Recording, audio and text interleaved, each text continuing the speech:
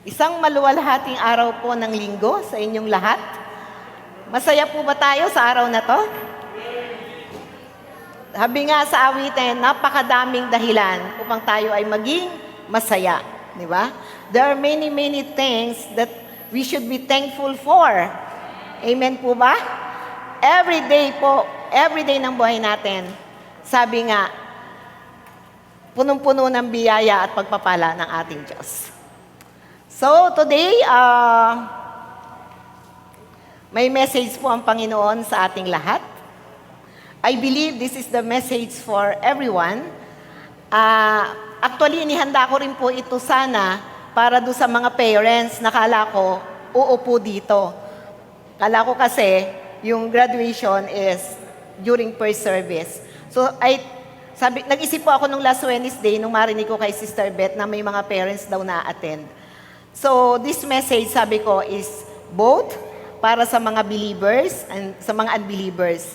But unfortunately, hindi po pala sa first service mapupunta yung graduation. Magkakameron daw po pala ng parang part 2 or second service. But anyway,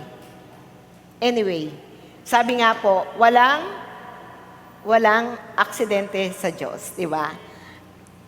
Lahat po ng bagay pinlano niya. Lahat po ng bagay, kalooban niya. Amen po ba doon? So, I believe this message is for me and for you. Mahalaga po ang mensaheng ito ng Panginoon. Napakahalaga po. So, let us all come in prayer. Father in heaven, we are your precious children and we are so privileged, Panginoon. Napakapalad namin na tinawag mo kaming sayo, noon, ngayon, at magpakailang paman, mananatili, Panginoon, yung pag-aari mo sa aming lahat. May tatak kami ng banal na Espiritu Santo mo, Panginoon, at kailanman hindi kami mawawalay sa'yo. There are so many reasons, Panginoon, na kami ay magalak, na kami ay mapuno ng pasasalamat. But, ang pinakamahalaga sa lahat, Panginoon, yung kami ay inari mo sa'yo. Yung ginawa mo ang lahat, Panginoon, upang mapatunayan mo sa amin kung gaano mo kami kamahal. Lord, thank you. Thank you. Kulang ang salitang salamat, O God. Salamat po, Panginoon. Lord, sabi mo nga, Panginoon, in everything, Panginoon, magpasalamat kami. In all circumstances, magpasalamat kami. Kaya Lord, ang puso namin, Panginoon, ay punong-puno ng gratitude, Panginoon. Lord, sa araw na to, ikaw po ang magsalita. We are just your audience. We are just your audience, God. Let you speak, let you minister, let you touch your people. Lord, ikaw lamang, sapagkat ikaw lang naman talaga sa lugar na to. Hayaan mo na buksan namin ang aming makalangit na tenga, ang aming espiritual na mga mata, upang makita, Panginoon namin, yung kahalagahan ng mensahe mo sa umagang ito. We are your extension. We are your ears. And sa amin niyo po pinagkatiwala ang lahat-lahat, God, sa amin. Nawa, Panginoon, matanim po ito sa pinaka malalim na parte ng puso namin upang ma-appreciate namin, God, ang mensahe mo for us today. Lord, ngayon pa lang, I declare, Panginoon, your victory upon our lives. Sa iyo ang pinakamataas na papuri, kaluwalhatian. In Jesus' mighty name, our Lord, we pray. Amen. Amen. Thank God. Thank God po. Ayan, ito. Yan po. I tried na, sabi ko nga, kung may mga unbeliever o may mga first-timer, this is for them. And sa atin po na niligtas ng ating Diyos. Let us this be our pattern. Let us this message be our guide for us na magamit po ng Panginoon. Sino po ba sa atin ang nagnanais na, sabi nga ni Sister Malu the other week, na maging ambassador? Alam naman natin everything in this world, walang halaga. Alam po ba natin yon? But, ang pinakamahalaga ay ma-fulfill natin God's given call. Ma-fulfill natin sa bawat isa sa atin, kasama po ako, yung pagkakatawag ng Diyos. God's divine call in our lives. To encourage you, anak. Okay, ito muna po tayo bago ko kayo encourage ng Word of God. Ano po ang gospel? Ewan ko kung marami na rin po nagturo sa atin dito sa pulpito about magandang balita o gospel. It is the good news. Yan po yan. Baka biglang may magtanong sa atin ng bagay na to. It is the good news that Christ came, that He lived, and He died, and He rose again to immortal body and glory. Yan po ang pinakamalaga sa krus, that Jesus lived and died, and He rose again. That is the good news. It is the God news that through Jesus Christ, we may be cleansed, renewed, and transformed into the new creature. Sabi nga ni Pastor Rico, no, kung natatandaan po natin yung meaning ng revival, may kasamang renewed and transformation. But I think this first one is, hindi siya cleanse I think, reform. Parang reform. Yeah. Reform. So, yung meaning ng revival, kung natatandaan nyo, nakasulat dito last week, revival means reform, renewed, and transformed. And tayo po lahat, both yung mga nakakilala sa Panginoon at hindi pa nakakakilala, through the good news about Jesus Christ, we will be cleansed, renewed, and be transformed. Magiging malinis tayo, marirenew yung ating kaisipan, and matatransform tayo from our old self, our old brother Yang, to new brother Yang. Amen ba? To old Sister Jenny, to new Sister Jenny. Tayo ay matatransform. Yun po ang good news. Next. A Christian teaching, the gospel na pinapangaral natin every week, di ba? Weekly, every Wednesday, and naririnig natin ngayon sa mga palengke, sa mga, minsan sa mga mall, sa mga park, sa mga buses. The gospel is a Christian teaching of the revelation of the Lord Jesus Christ. Ito po ay ang kapahayagan. Ang mabuting balita ay ang kapahayagan tungkol sa ating Panginoong Jesus. Okay? Let me encourage you through Paul, kung ano yung mga salita ni Paul about him in connection with the gospel. Ang ganda. Sabi sa Romans 2:24, it is Paul speaking, "Subalit walang halaga sa akin ang aking buhay. Maganap ko lamang ang aking tungkulin at matapos ang gawaing ibinigay sa akin ng Panginoong Jesus. Ang pagpapahayag ng mabuting balita tungkol sa kagandahang loob ng Diyos." Wow! Walang halaga kay Paul ang buhay. Maganap lamang niya ang kanyang tungkulin. Maganap at matapos. Mga kapatid, have you asked yourself? Natanong na po ba niyo ang sarili niyo?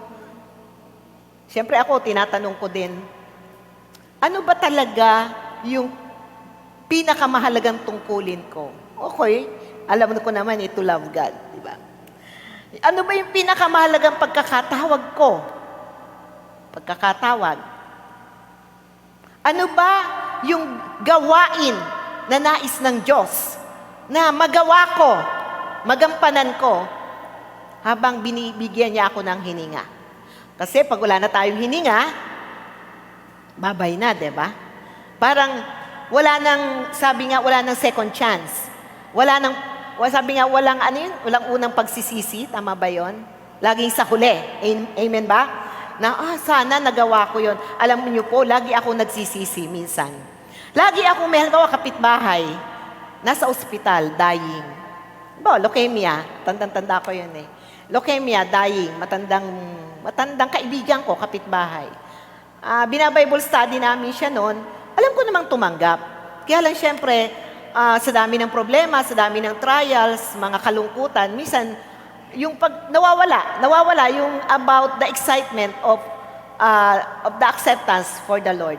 So, siya po ay may leukemia, nakaratay sa Pampanga.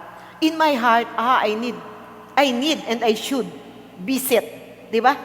To once more remind him na siya ay may kaligtasan through the Lord Jesus Christ. Na yung assurance ng salvation, maramdaman niya, matanggap niya, at eventually, 100% nakangiti siyang mamamatay. Kasi alam niya, mapupunta siya sa langit. Hanggang sa mamatay po siya, di ko nadalaw. Busy eh, Pampanga. Buti kung dito lang sa Pulilan, di ba? Madali lang yun. Mag-jeep ka lang dyan. Daming ospital. Baliwa, ganyan. Namatay siya, hindi ko napuntahan. My sister, naka-confine sa ICU sa Lucena. Sabi, makaka-recover daw. Sabi, di ba? So, hindi ako nag-take time to visit. Pero alam ko, lumabas na kasi. Napasok sa ICU. Nung nasa ICU, gusto kong pumunta. Kahit hapon, ganyan. Kinabukasan, ng gabi, babalik din ako para ipag-pray ko rin. Although, tumanggap naman siya kasi nung may sakit siya, dalawa kaming Christian in the family, nasishare namin siya. And tumanggap naman. Kaya lang sa akin, yung assurance pa rin. Assurance of salvation na, oy kapatid, have peace. Pipikit ang mata mo ng dapat masaya ka, excited ka, because you will be in heaven. Yung ganun lang simple, di po ba? So, nasa ICU, lumabas na daw. Oh, thank God, lumabas na, gagaling na. After 2 days na nakalabas ng ICU, immediately, pinasok agad, namatay na. I was not able to visit and comfort. Kahit man lang yung hawakan ko yung kamay niya habang hirap na hirap siya sa ICU. Kasi parang yung sakit niya, yung nakarating sa brain, sa utak, na wala na siyang makilala. Yung ganon, wala na siyang makilala. Parang nawala na sa sarili. So yung mga ganon, yung sabi nga, walang pagsisisi na nasa unahan, laging nasa huli. Tama ba? Tama po ba? So yung mga kakilala natin na might be dying, might be suffering, sabi nga may tawag doon, yung naka-bed, yung nasa bed na lang, yun, bedridden. Alam po nyo, napakahalaga ng oras. Kahit man lang sandali, yung assurance of salvation, alam naman natin kung paano i-comfort ang tao, di ba? Na siya ay, ang nararamdaman niya, pantindi sa katawan. Alam naman natin yan, ilalabas at lalabas sa puso natin ang gospel. Lalabas at lalabas. Why? May espiritu tayo ng Diyos eh. Espiritu ng Diyos, taglay mo, taglay ko, taglay nating lahat. At yung espiritu ng Diyos na yun, it will come out from our hearts to our mouth. From our heart to our mouth. Imposibleng hindi. We need just to decide, to have that earnest will, and the most important, we know how to share. We know what to share. Tama po ba? Ano sasabihin natin if we know nothing? But we know that we are blessed. And blessing is not a blessing if it's not shared. Blessed tayo ng pagmamahal ng Diyos. Biyaya ng Diyos umaapaw sa araw-araw. Hindi tayo na-aksidente. Safe tayo. May kinakain tayo. We have friends. Di ba? Andyan, sapat at sobra-sobra ang biyaya ng Diyos. We are blessed by God. And we must share the blessing from God. We must share the blessing and the gospel. This is a very familiar topic or yung mga verses na mababasa nyo is very, very common. Pero, alam po nyo, nasa sa puso eh. Nasa sa puso. Pag naibahagi natin ito from our heart and from the love of God and by the power of the Holy Spirit, mabuborn again po ang ating masisharean. Ayaw ba natin na maging instrumento tayo ng Diyos para sa Kanyang divine mission? Sabi nga ni Paul, walang halaga sa akin ang buhay. Magganap ko lamang ang aking tungkulin. Wow! Sana tayo din po, bilang mga anak ng Diyos. Lahat, para dito, anak ng Diyos, parang wala akong makitang, Ay, sorry. Gawa po ba yan? Hindi ba Romans 2? Okay. Yan. Sabi po dito, gawa 20:24 daw po yan. Sorry kung nagkamali ako. Ano ba yung Romans 2:24? Let me check. And then, sabi pa po dito, Romans 1:10, sabi ni Paul, hindi ko ikinahihiya ang mabuting balita tungkol kay Kristo, sapagkat ito ang kapangyarihan ng Diyos sa ikaliligtas ng bawat mananampalataya. Sino po sa atin ang kinahihiya? Ang Biblia. Sino po sa atin ang kinahihiya na tayo ay anak ng Diyos? Yung pong pagtahimik natin and pag hindi natin pag-declare ng kabutihan ng Diyos o kahit hingan tayo ng simpleng prayer at hindi tayo nag-pray, it means kinahihiya po natin. We are not that vocal or yung tapang na nanggagaling from the Lord Jesus Christ wala sa atin. Dapat bilang anak ng Diyos, hindi po natin ikinahihiya. Hindi natin ikinahihiya ang mabuting balita tungkol kay Kristo. Why? Ito po ang kapangyarihan ng Diyos na ginamit sa atin. Ito po ang kapangyarihan ng Diyos na narinig natin ang mabuting balita. Kaya tayo ay narito ngayon. Kaya po tayo narito ngayon because of the good news. Because of the good news. Because of the gospel. Ito ang kapangyarihan ng Diyos sa atin na mga mananampalataya. Next anak. Okay, sabi ko nga po, what we will share. How? How to share and what? Siguro naman, every one of us knew what is John 3:16, di po ba? Every one of us knew about John 3:16. Yan po ang ating isi-share. John 3:16, payak na payak. How I wish na sa puso po natin, mag-give birth man lang yung simpleng prayer na, Lord, sana within this week, may ma-sharean ako ng gospel. Kahit isa lang. Ipag-pray nyo sa Lord, di ba? Sabi nga, hingin nyo sa Panginoon kung ano yung inyong kailangan. Di ba? Ang Panginoon ang tutulong at sasama sa atin.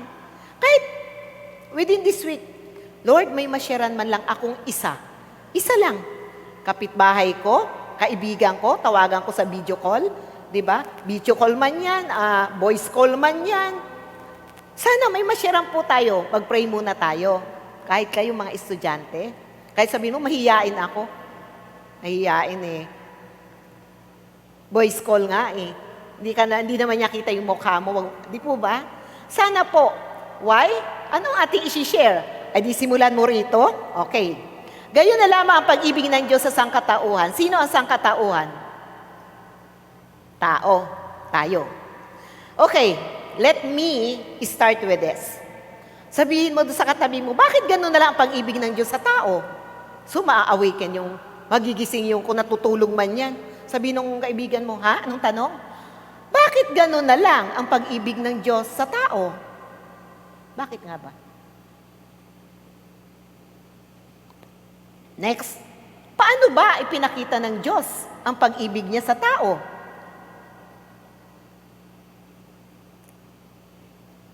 Ano ba ang tao sa harapan ng Diyos? Let us start with Awit 8:4. Sabi ni David, ano nga ang tao upang iyong alalahanin?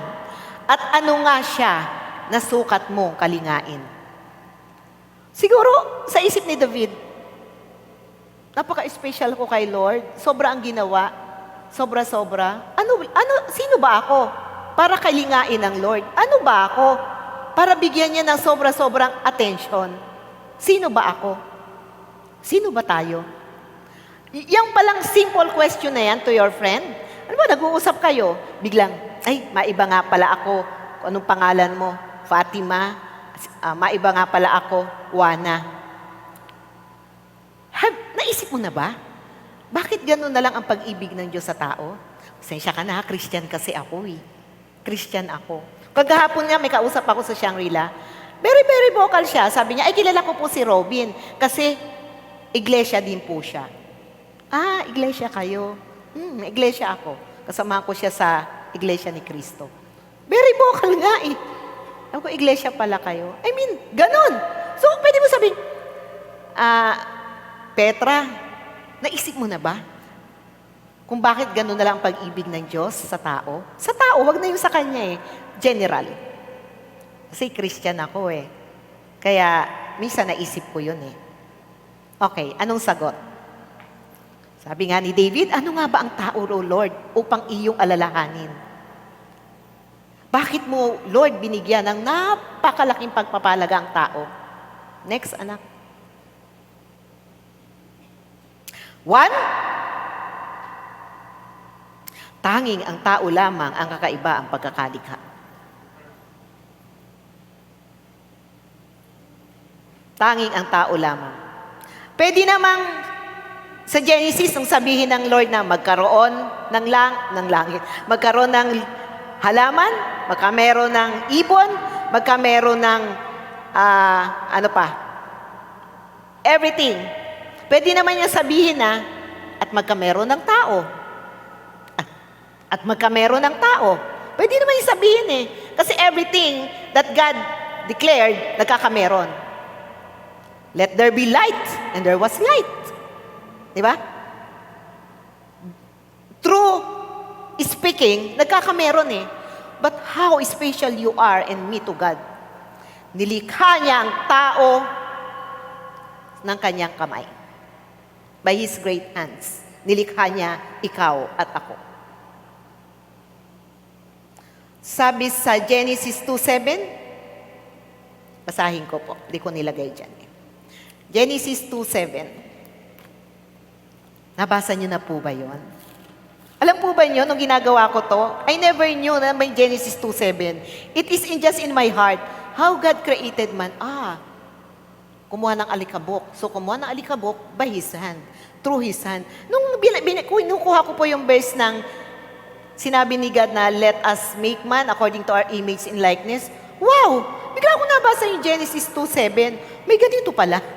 Sabi sa Genesis 2:7, nilikha ng Diyos ang tao mula sa alabok, hiningahan sa ilong at nagkaroon ng buhay. Diba? How special we are. Naiiba yung pagkakalikha sa atin. Hindi ang halaman at ang hayop, living things yan. Mahalaga din yan. All living things has life. Mahalaga yan sa tao. Just like us. Pero, dahil special tayo sa Lord, ginamit niya ay ang kamay sa paglikha sa atin. Hinugis. Hinugis. Sino makakapaghugis? Only hands of God, di po ba? Hinugis. Kumuha ng alikabok, sabi sa Genesis 7, nilikha ng Diyos ang tao mula sa alabok, hiningahan sa ilong at nagkaroon ng buhay. Okay, 2. Yun sinabi ko pa. Genesis 2:7 pa rin. Iniligay niya ang kanyang hininga dito. Hiningahan tayo ng Espiritu ng Diyos. Sabi dito, hiningahan sa ilong. nang tayo mahingahan ng Diyos, ng breath of life, the spirit of life, nagkaroon tayo ng buhay. Nagkaroon tayo ng buhay. Genesis 2:7 again. Nagkaroon tayo ng buhay by the breath of God, sa hininga ng Diyos. Kaya, excited ako. Sabi ko kung may unbeliever, wow, mai-demonstrate ko how God loves you, and then going tayo sa kasalanan. Amen po ba? But, sabi ko nga, second service daw, ang mga parents, wow, sa mga legitimate children ito ng God. Gusto ng God na ma-encourage tayo, parang maging simple lang yung sharing natin ng gospel sa ating kamag-anak, kaklase, katrabaho, kanino pa. Di ba? Gusto ng Lord na, anak, alam mo ba mahirap? Hindi. Ito lang yan eh. Simple lang eh. Magkwento ka lang eh. Magkwento ka lang kung gaano kayo ka-special sa akin. And then so on and so forth. Kasi po talaga, siguro kahit sinong pastor, sasabihin po na we are the extension of God's ministry here on earth. Talagang wala nang ibang gagawa. Wala nang ibang magbabahagi. Wala nang ibang paa na gagamitin ang Diyos, kundi paa ng mga anak niya. Amen po ba? Naisip po ba natin yun? Alam nga namang gamitin niya yung paa ng mga sumisimba dito sa Makinabang or sa magandang simbahan ng Longos ba yun? Santo Cristo. Walang ibang paa. Walang ibang bibig. Walang ibang puso. Kundi yung puso na nakatanggap sa pag-ibig ni Lord. Yung tunay na nakatanggap sa pag-ibig ni Lord. Kaya sabi ko nga, wow, kahit wala ditong mga parents ng graduates, this is for me and for you. Para po, ma-convince tayo how God good to man. And dapat po yung malaman ng tao na pinapahalagahan niya kaysa naman siya mamatay at sa impyerno mapunta. Nakakalungkot, di po? Next, yung breath of life. Taglay-taglay natin sa katawang ito ang Espiritu ng Diyos. Are we not grateful that the Spirit of God is in you? Are we not grateful that the Lord of the universe, ang makapangyarihang Diyos, ang Diyos na kayang gawin ang lahat ng bagay, kayang i-produce ang lahat ng bagay, andito yung kanyang hininga sa atin. Kasi tayo yung kanyang ears. Tayo lang. Hindi ang anghel, dahil hindi niya kamukha ang anghel. Tayo lang ang pinagkatiwalaan ng Diyos. Tayo lang po. Next. Gaano pa kahalaga ang tao sa Diyos? Number 3, nilikha niya tayo, yun, sabi ko, sa kanyang wangis at larawan. Imagine, malalim po wangis at larawan. Hindi lang yung ano ba yung tawag yun, yung outlook, hindi lang yung panlabas. Ayan, hindi lang yung panlabas ang kamukha natin ang Diyos in and out. Wangis at larawan. Wangis at larawan. Parang malalim eh. Hindi lang yung kamukha ni Sister Annie, Sister Malu ang Diyos, kamukha. Hindi eh. Wangis at larawan. Parang malalim. Kaya, ang nilagay ko rin itong illustration, kung ang Diyos ay mapagmahal, mapagtiis, mapagparaya, matatag, maawain, mapagbigay, yet full of courage and determination, ganun ang tao. Walang anak ng Diyos, sabi ko nga, walang sundalo ng Diyos na duwag. Walang sundalo ng Diyos na timid. Pwede, ako yun, dati, tayo yun. Pero dahil yung Espiritu ng Diyos, the King of the Lion of Judah, the King of Kings, ay yung Espiritu niya nasa iyo, hindi ka mananatiling timid. Para sabihin mong, Pastora, mahihain ako hindi ko may share talaga. Hindi talaga, hindi iba na lang. Ako timid din po ako. Mahihain talaga ako. Sobrang mahihain po ako. Simula pagkabata. Laki kasi akong bukid. Yung bukid na walang ilaw, walang kuryente, na ang CR ay hindi sa bahay, sa likod bahay ang CR, mga ganon. So talaga mahihain po ako. At ang kapitbahay namin malayo, ang lalayo ng agwat. Ang aming school grade 1 to 4 lang. Kasi ang grade 1 siguro, 7 kami. Grade 2, naging 10. Grade 3 kami. Kaya no ako grade 5 ba yun? Lumipat ako sa ibang baryo para doon ako mag-grade 5 kasi walang grade 5 sa Kabulihan Elementary School. Barangay Kabulihan Elementary School. Yan. Lumipat ako sa Barangay San Roque Elementary School. And then, nung ako mag-high school, wala namang high school sa San Roque. Ay di, lumipat ako ng bayan ng Unisan, di ba? Kasi doon may high school, wala sa Bukid na high school. So, lumalawak yung aking tawag doon, yung aking lugar, yung aking, ano tawag doon, Sister Ma? Ha? Yan, lumalawak. Ayun, siguro, grade 6 ako, wow, para akong, yung naglalakad ako sa kali, para akong ganyan. May dala akong notebook. Ganun lang, ganyan. Napakamahiyain ko, grade 6, kasi kinikwento ng kaibigan ko na nung grade 6 daw, nakikita niya ako, basang-basa yung buhok ko, tawag doon, kaliligo, tas yakap-yakap ko daw yung notebook ko. I mean, ganun. Pero, we have been transformed by the grace of God, by the Spirit of God. Natatransform ang tao, di po ba? For the good, for good, for good. Kaya lahat po ng divine qualities ni God, taglay mo, kasi may hininga ka ng Diyos. Wow. And last, tanging ang tao sa lahat ng kanyang nilikha ang kinakausap ng Diyos. Kinakausap ba ng Diyos? Ewan ko kung ginagamit niya ang hayop, ginagamit niya ang donkey, ang bla-bla. Pero yung kausapin, siguro si Brother Bilang ang kumakausap sa hayop. O si RG, ayan. Marami sa ating kumakausap sa hayop. Oo. Pero ang Diyos, ang kinakausap lang niya tao. Tao lang. Ha? Tao lang. So, ganon tayo ka-special sa Lord. Maraming living things, pero hindi siya kinakausap ng Diyos.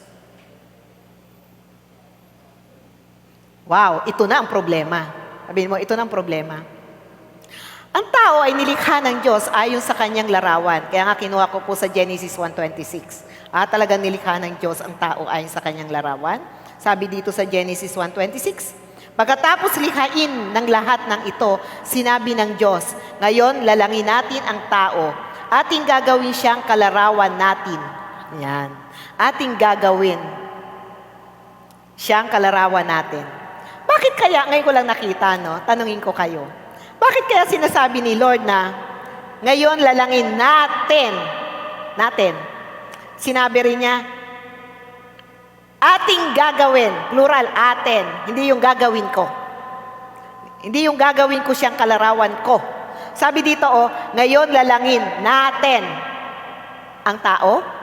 Next, ating gagawin siyang kalarawan natin. Bakit kaya? Bakit naging plural? Anyone? May gift check ako. Ano po, Sister Ana? No, yung gusto ko mas malalim na dahilan. Ano po, kapatid?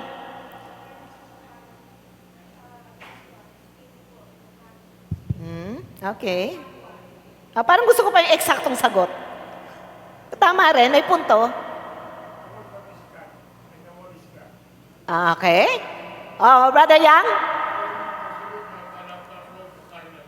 Ay, ganon? Sige, mabawasahin nga natin. Okay. Ating gagawin. Siya ang mamamahala. Ang kasunod po ito, siya ang mamamahala sa mga isda, mga ibon, at lahat ng hayop, maging maamo o mailap, malaki o maliit. Meron ng malapit na sagot eh. Okay. Opo. Genesis 2:7. Okay. Genesis 2:27.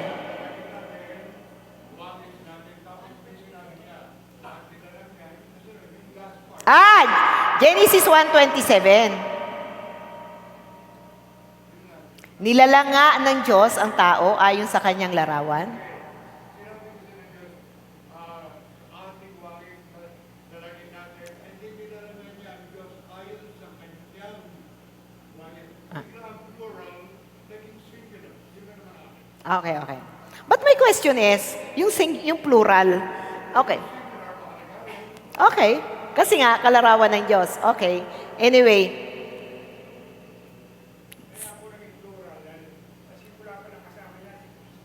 Yes, yan ang gusto ko.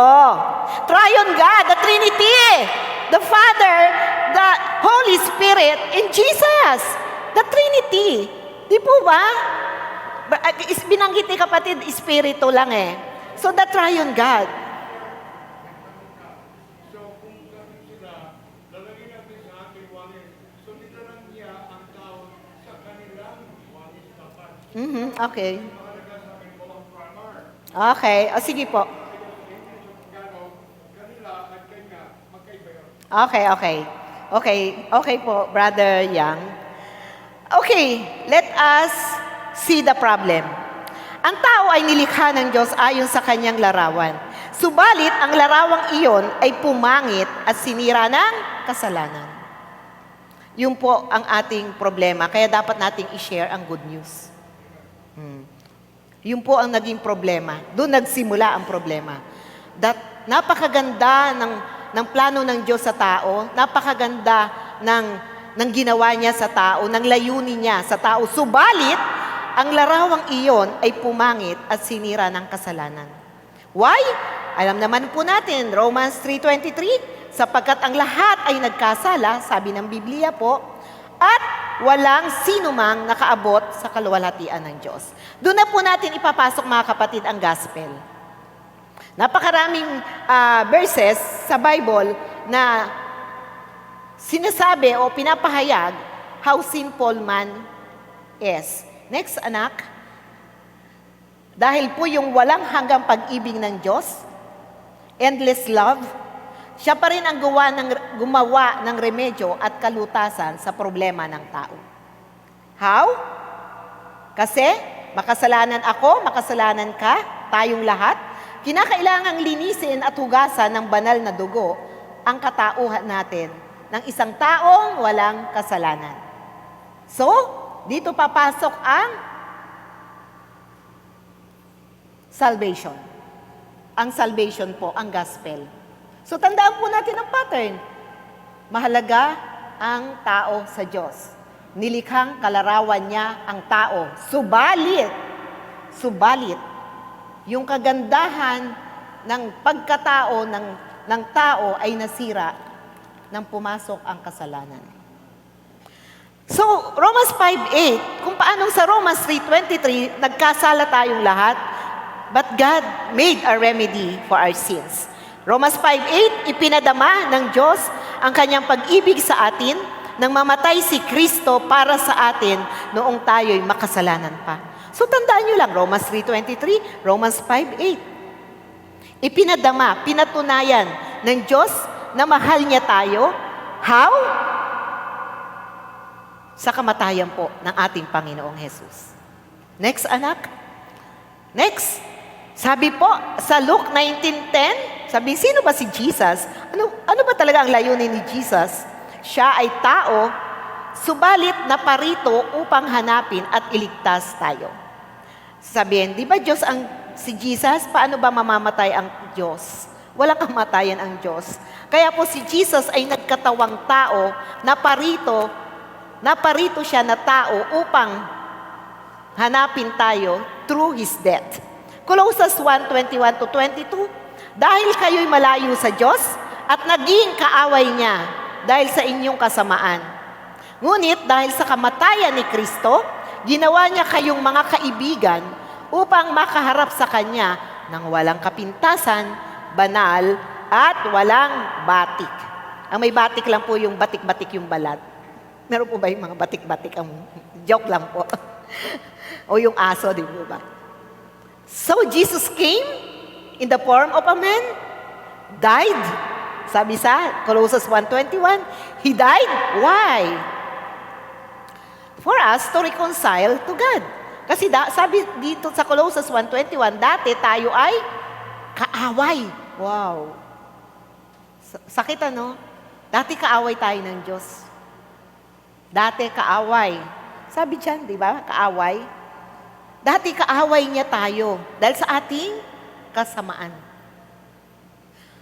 Pero may maganda yung may ngunit eh. Ngunit, subalit, di ba? Ngunit, subalit, dahil sa kamatayan ni Kristo, ginawa niya kayong mga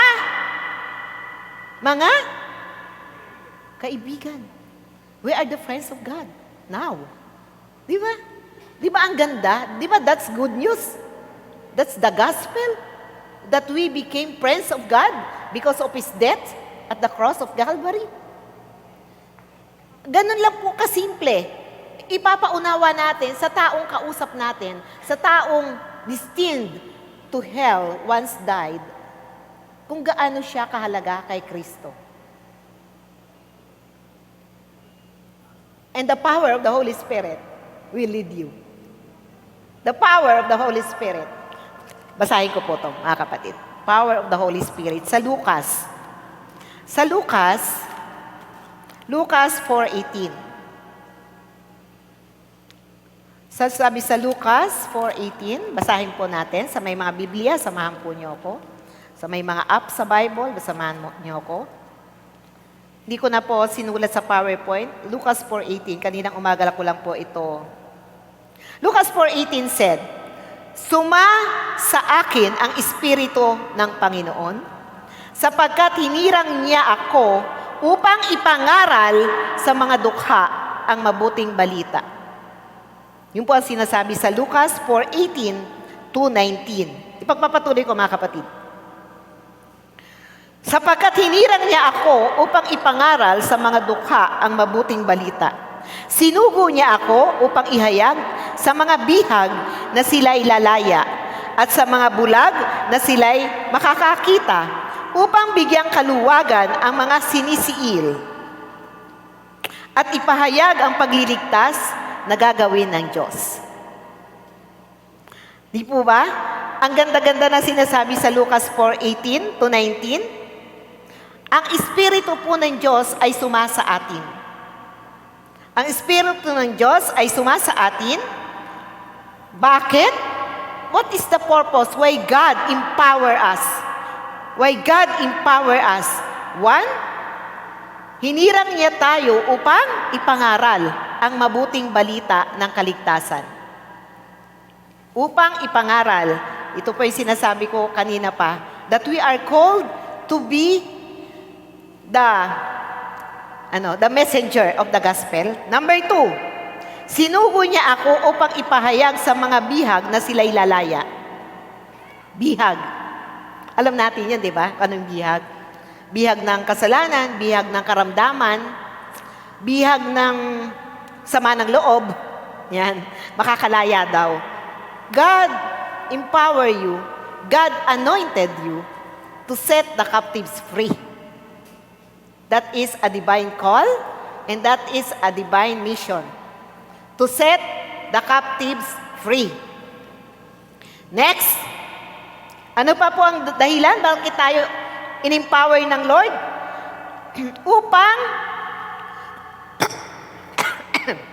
upang ang mga bulag, sabi dito, at sa mga bulag na sila'y makakakita.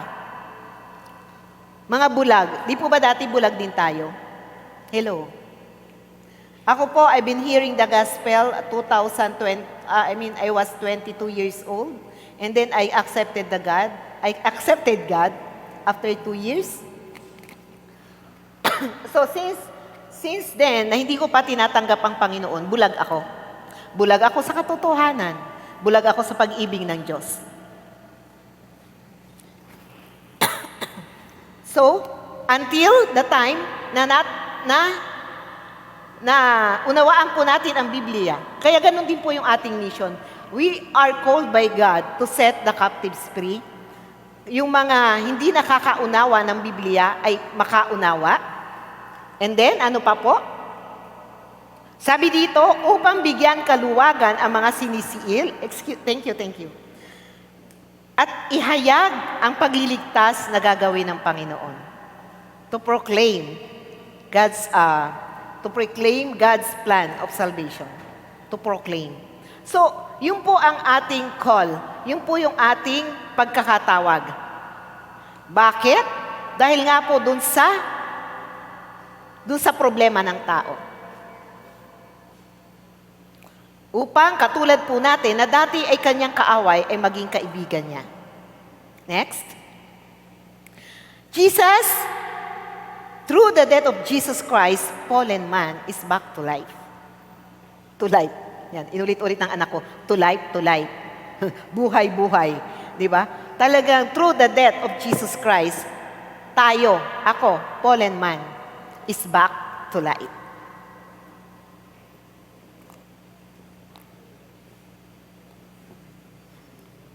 Thank you. Sabi sa 1 Corinthians 15:22, sapagkat kung paanong mamamatay ang lahat dahil sa kanilang kaugnayan kay Adan, gayon din naman mabubuhay ang lahat dahil sa kaugnayan kay Kristo. Ang galing, di ba? We were back to life. Sana hindi lang tayo. Sana, sabihin mo sa katabi mo, sana all. Sana all. Amen? And depende po yan sa atin. Nakita ko, nag-announce si Sister Malu eh. Sino ba sa young adult ang pwedeng maghawak ng Bible study, discipleship, blah, blah? May nag-say yes na ba? Oh, wala pa. Amin ko, Sister Malu, let us give them the chance. Alam po niyo po, ito lang, napakaganda ng i-Bible study. Ito pa lang po. Tandaan niyo lang yung mga verses, hingin niyo lang, ipakopya niyo lang yung aking, ito, pinaprint ko sa anak ko. Ito pa lang po, at the start of the Bible study, pwedeng nyo na gawing topic. The Gospel. The Gospel. Apat lang po to na pages. Pwede po nyo ituro para magkameron ng kaligtasan. Di man natin siya kilala, okay lang. Kilala siya ng Diyos. Next, malapit ako magtapos. Jesus Christ, the only mediator and Savior, the only. Timothy 2:5-6, yan, gustong-gusto ko po ito. Sapagkat iisa ang Diyos at iisa ang tagapamagitan ng Diyos sa mga tao. Ang taong si Jesucristo na naghandog ng kanyang buhay upang tubusin ang lahat. Wow, walang exemption. Mga kapatid, walang exemption. Sa magandang plano ng Diyos sa sangkatauhan, walang exempted. Ganyan ang pag-ibig ng Diyos. Walang limitasyon. Endless, countless ang pamamaraan ng Diyos. That's how great God love is. Ang taong si Jesucristo na naghandog ng kanyang buhay, tayo kaya, pwede ring maghandog? Hindi naman ang buhay Hindi naman katanggap-tanggap. Maghandog ng oras. Maghandog ng talento. Di ba? Yung talento, oras, pagmamahal, di ba? Yun, pwede po natin ihandog yun. Hindi naman tayo pwedeng maging katulad ni Kristo Makasalanan tayo. Only Jesus Christ's life is accepted. Kasi siya ang blemish, di ba? Blemish. Walang kapintasan, walang dungis, walang kasalanan. Pero pwede nating ihandog yung ating serbisyo, yung ating paglilingkod by declaring the good news of salvation to anyone. Kasi sabi dito, naghandog ng buhay ang ating Panginoon upang tubusin ang lahat. Siya ang katunayan ng banal na layunin ng Diyos na nahayag sa takdang panahon. Siya ang katunayan, ang ating Panginoong Jesus. Anak, next. Nasa conclusion na ako. Sabi ko po sa inyo madali lang. Kasi may programa pa daw po tayo after this. The salvation that God offered covered yung temporal life. Kala nyo pag namatay lang, ha? Kala nyo ba yung blessings and benefits na pagiging anak ng Diyos pag namatay lang? Yung siya nga muntik-muntik na hindi pa namatay. Blessing. Kung hindi siya anak ng Diyos, baka patay na siya. Because in this life, here on earth, yung ating kaugnayan at relasyon sa Diyos, mapapakinabangan.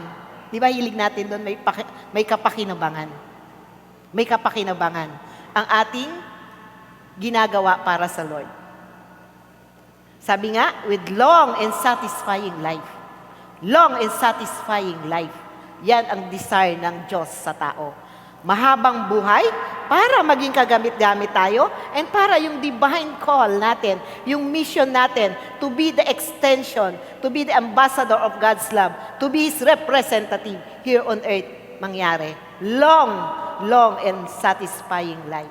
How can you be a blessing if your life is not satisfying? God is so smart. Di po ba? God is so smart. Sabi ko nga, ang blessing, kung hindi natin isi-share, it won't be a blessing. And God calls you and me to be a blessing. God called you and me to be a blessing. Kaya i-bless niya tayo para ma-share natin yung blessing na gusto niya na ma-share natin. Amen po ba doon? Amen? Napakabuti po ng Diyos. So ang salvation that got offered at the cross, hindi lang yung everlasting life. Even in this life. Tingnan niyo sa Deuteronomy, kung susundin natin ang Diyos, susundin natin ang kanyang mga sinasabi, ang daming promises ni Lord. Hindi niya tayo gugutumin. Pagpapalain niya tayo. We will always be the head. We are on the top. I mean, sabi doon, we are the head and not the tail. We are called to be promoted, to be in the leadership. We are the head, never the tail. We are above, never beneath. We are the victors, never the victim. We are the lender, never the borrower. Because we are blessed. Di po ba? Yan po ang binipisyo ng pagiging anak ng Diyos. Next, eternal life, of course. Everlasting life. Anak? Next. Okay, sabi Ephesians 1:23, ito po ang encouragement ni Paul sa ating lahat. Kasama ako. Subalit kailangan kayong manatiling tapat. Sino ang mga tapat na anak ng Diyos? Can I see that? Sana all. Sana all. Okay, sabi dito, subalit kailangan kayong manatiling tapat at matatag sa inyong pananampalataya.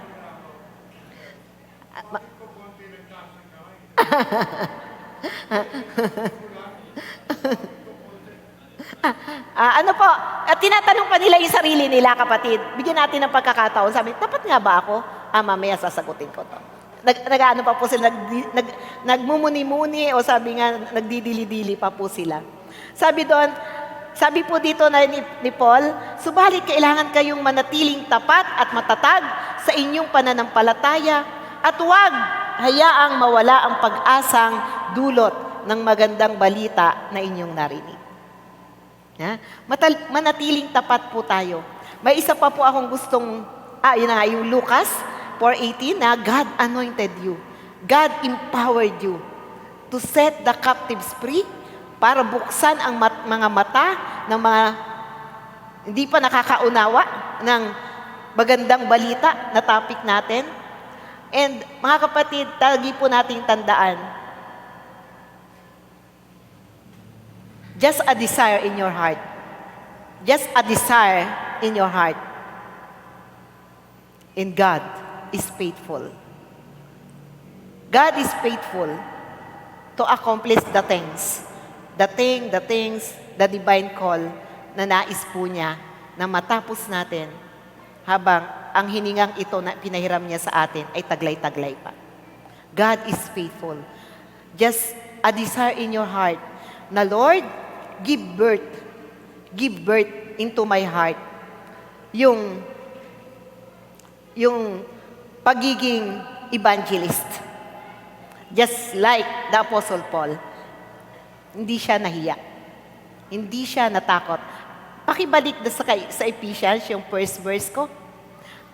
I don't know if it's Gawa or Romans. Okay, sabi dito, isa pa anak. Yan. Subalit walang halaga sa akin ang buhay. Dito ako magtatapos. Dili-diliin po natin ang verse na to sa aking pagwawakas. Subalit walang halaga sa akin ang aking buhay, sabi ni Paul. Maganap ko lamang ang aking tungkulin at matapos ang gawaing ibinigay sa akin ng Panginoong Hesus. ang pagpapahayag ng mabuting balita tungkol sa kagandahang loob ng Diyos. That is Paul confession. That is Paul declaration. And sana po, bilang mga anak, lihitimong anak ng ating Panginoong Diyos, na pinag-alaya niya ng buhay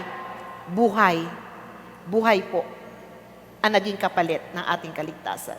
Naging isang buhay ng ating Panginoon. Sana po, bilang legal ears ng ating Panginoon, tagapagmana ng lahat, ganun din po sana ang maging desire po natin na lahat ng minamahal ng Diyos, makasama niya through us. Through us. Ulitin ko po ang sinabi ko kanina, tanging mga paa natin ang gagamitin ng Lord. Tanging ang puso lang natin ang magiging instrumento ng Lord to save the dying world. Let us all pray. Amang mapagkalinga, salamat po. Salamat na ipinadama mo sa amin kung gaano kahalaga ang tao.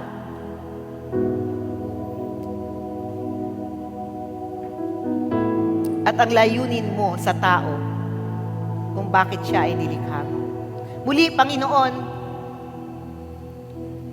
ipinakita mo sa amin how special we are. How special we are. We are yours because nilikha mo kami. And kami ay nagkasala. Naging sa'yo muli kami. When you redeem us from sin. Pangalawang ulit, Panginoon, naging sa'yo kami nang kami tubusin. Sapat na dahilan, O God, upang hindi namin ikahiya ang magandang balita. Sapat na dahilan upang katulad mo, Panginoon, mabuhay kami para sa iyo. Upang, sabi nga ni Paul, maging pakinabang ang aming kamatayan. Father God, empower your children. Yes, you empowered us already. Sa Acts 1:8, sa Luke 4:18 to 19, you empowered us, Panginoon, already. Subalit ang hiling ko po, Panginoon, muli give us the passion. The passion to love you and the passion to love people. Father God, muli namin inihahandog sa iyo ang aming mga sarili.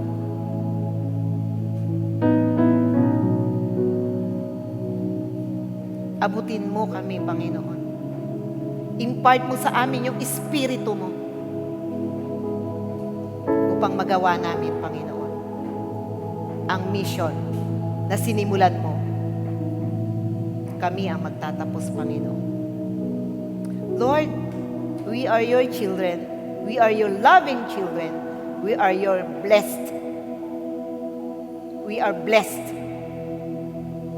Kaya, Panginoon, makita po sa amin how blessed we are by sharing those blessings sa mga nangangailangan.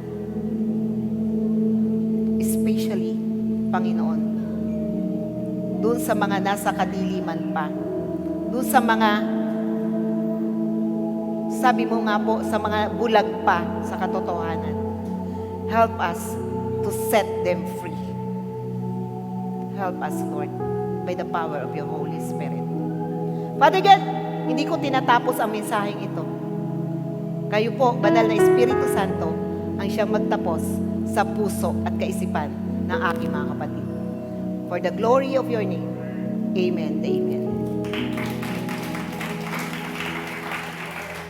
Wala po muna tayong communion kasi may bisita po tayong darating at dahil may part 2 po tayo. So, tinatawag ko na po yung mag-e-exhort sa offering.